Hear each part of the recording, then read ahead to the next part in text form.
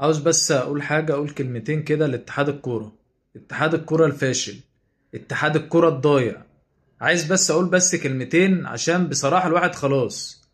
يعني انتوا المفروض جايين لصالح الأندية ولصالح الشعب، صح ولا لا؟ انتوا جايين عشان كده. لكن انتوا جايين لمصالح شخصية بصراحة كده، وجايين تعملوا مشاكل وجايين تقرفونا بصراحة. يعني انتوا جايين لمصالح شخصية، لا جايين لا لصالح الأندية ولا لصالح الشعب. بصراحة يعني انتوا ناس غريبة بصراحة بتوع اتحاد الكورة دول، والله العظيم. يعني انت المفروض جاي عشان لصالح الأندية ولصالح الشعب وعشان الناس.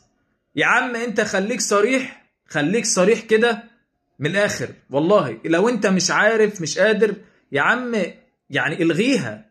الغي الدوري والغي المسابقات.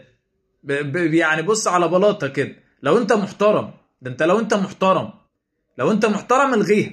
الغيها احسن، يعني احسن ما تحرق دمنا. فيعني لو انت هتحرق دمنا لا الغيها. الغي الكوره، الغي المسابقات طالما انت فاشل. بس كده دولك كلمتين بصراحه لاتحاد الكوره ده بصراحه، عشان بامانه مبوظين الدنيا خالص.